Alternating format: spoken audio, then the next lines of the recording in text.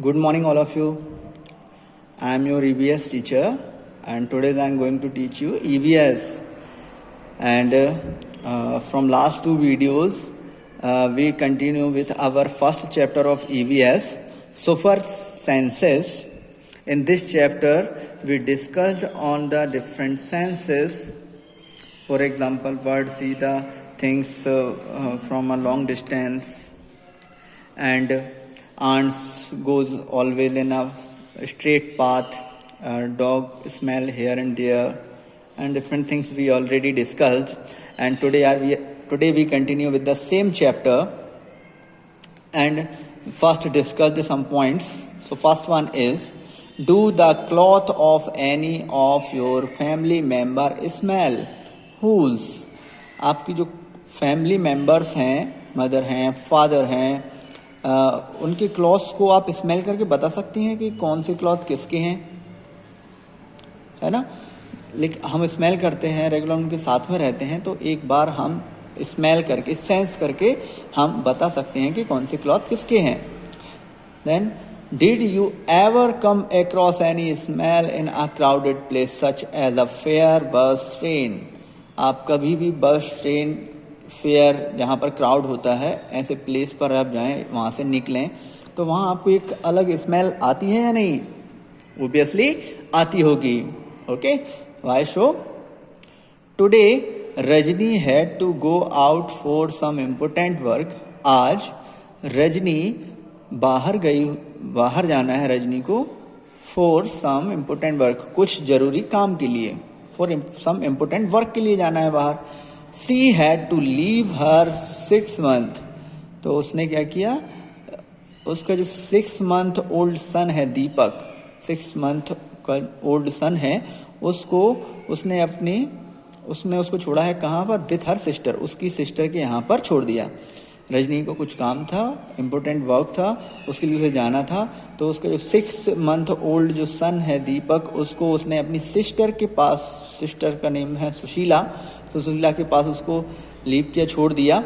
Sushila also has a baby of same age, और जो सुशीला है उसकी खुद की भी एक बेबी है जो कि लगभग सेम एज की है दीपक के। Okay, it was funny that both the babies did potty at the same time.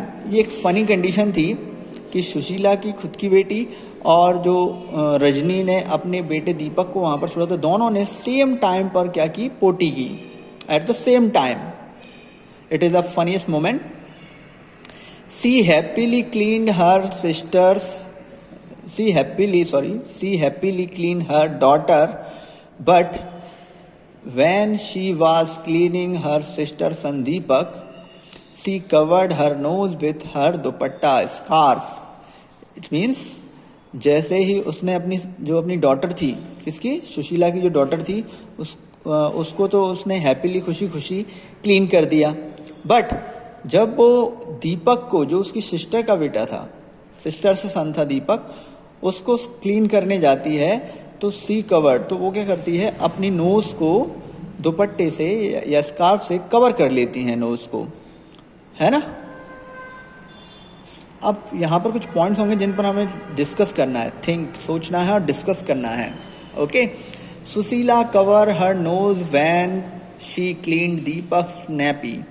Sushila ने कवर की अपनी नोज, वैन शी क्लीन, जब उसने दीपक की नैपी को चेंज किया।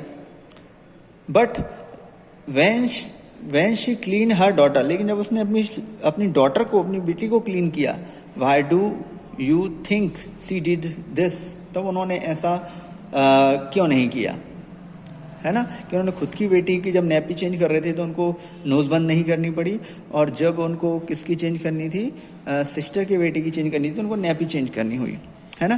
तो ये हमारी एक ब्रेन की फीलिंग्स होती हैं, जब हम सेंस कर लेते हैं और हम ये सोच लेते हैं कि इसमें कोई भी इशू नहीं है, तो उसको खुद की बेटी नैपी वो रेगुलरली क्लीन करती हैं या चेंज करती हैं, तो उनको लिए कुछ अलग नहीं था वो, तो उनके ब्रेन ने ऐसा नहीं सोचा और उनको स्मेल नहीं आई, उनकी डॉटर की पोटी की स्मेल नहीं आई।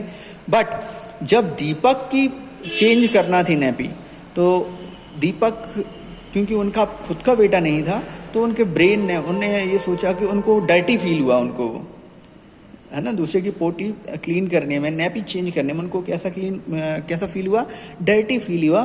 और डर्टी फील होने से उनको उसकी स्मेल आई, और उस स्मेल को कवर करने के लिए उन्होंने, स्मेल से बचने के लिए उन्होंने क्या किया, नोज को स्कार्फ से कवर कर लिया। ओके, तो ये डिपेंड करता है कि आप उस सिचुएशन को कैसे ले रहे हैं। How do you feel when you, लेकिन हमेशा नहीं होता, कई कंडीशन होती है जो बैड स्मेल है वो बैड ही रहेगी, आप कुछ भी सोचें, जो मोस्ट ऑफ द पर्सन्स को बैड ही लगेगी, है ना।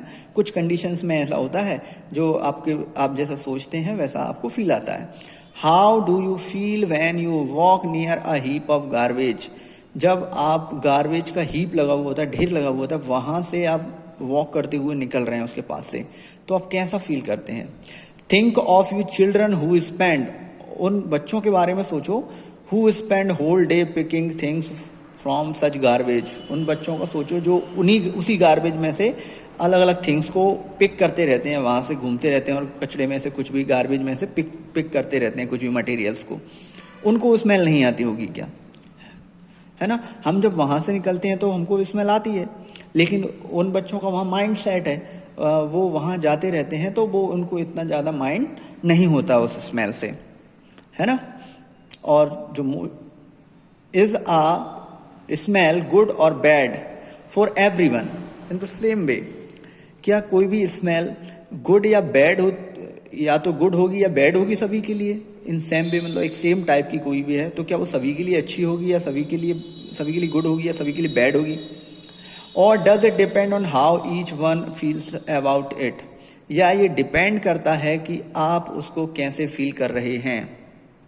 तो इसका आंसर क्या होगा, आप जैसा आप फील कर रहे हैं, it's depend on how we can feel, जैसा हम फील करते हैं वैसा होता है। आप उसको अगर डर्टी फील करेंगे तो आपको स्मेल आएगी, और डर्टी फील नहीं करेंगे तो आपको स्मेल माइंड नहीं करनी पड़ेगी, है ना। But most of the bad smells always bad and good smell is always good, बहुत सारी कंडीशंस में गुड है तो गुड रहेंगी, बैड है तो बैड रहेंगी, और कुछ टाइम पर क्या होता है यह आपको डिपेंड करता है कि आप कैसा फील कर रहे हैं। Okay, the next point, let's see, right the name of the word which has I in front of its head, आपको एक ऐसे वर्ड का नाम बताना है जिसके हेड पर और इसके फ्रंट में ही क्या होती हैं, आईज होती हैं। कौन होता है वो बताओ, ऑल। कौन होता है, ऑल, जिसकी फ्रंट पर ही आईज होती हैं, लाइक ह्यूमन, हमारी तरह, हमारी फ्रंट में आईज होती हैं दोनों, ऐसी उनमें होती हैं। But write the name of some bird which have eyes on either side of the head, but कुछ हमें बर्ड्स के और नेम बताने हैं, विच हैव आईज, जिनकी आईज होती हैं on the either side of the head के दोनों साइड में, फ्रंट में नहीं, दोनों साइड में, एक इस साइड होगी एक इस साइड होगी, है ना। What is the size of their eyes as compare to the size of their head, और हेड के कंपैरिजन में उनकी आईज की साइज कैसी होती है। तो ऐसे बहुत सारे वर्ड हैं, पिजन है, क्रो है, स्पैरो है, उन सभी ऐसे वर्ड्स हैं जिनकी आईज क्या होती हैं, साइड में होती हैं, और उनकी आईज की साइज जो होती है वो उनके हेड के कंपैरिजन में बहुत ही क्या होती है, स्मॉल होती है। Okay, most of the word have their eyes on either side of the head, most of the words जो हैं उन सभी में आईज कहाँ होती हैं, दोनों साइड में होती हैं। Their eyes can focus on two different things at a time, तो दो डिफरेंट साइड में जब उनकी आईज होती हैं तो वो दो अलग अलग थिंग्स पर एक साथ फोकस कर सकते हैं, है ना, क्योंकि उनकी दोनों साइड में आईज हैं, तो इस तरफ भी फोकस कर सकते हैं, वो इस तरफ भी फोकस कर सकते हैं, दो अलग डिफरेंट थिंग्स पर एक साथ फोकस कर सकते हैं। वैन मीन्स देख सकते हैं, दो चीज़ों को एक साथ देख सकते हैं। When they look straight ahead, लेकिन जब वो सामने देख रहे होते हैं, ये दिख रहा होगा इस पिक्चर में आपको, जब वो सामने देख रहे होते हैं, है ना, तो उनको हमेशा कहाँ दिखता है, सामने ही दिखता है, पूरा सामने की कोई भी एक चीज, एक ऑब्जेक्ट पर फोकस हो जाता है फिर उनका। जैसे पेंसिल अगर ये देख रहा होगा तो पेंसिल पर दोनों आइज का फोकस होगा, और इस वाले पिक्चर में क्या हो रहा है कि दोनों साइड में फोकस है।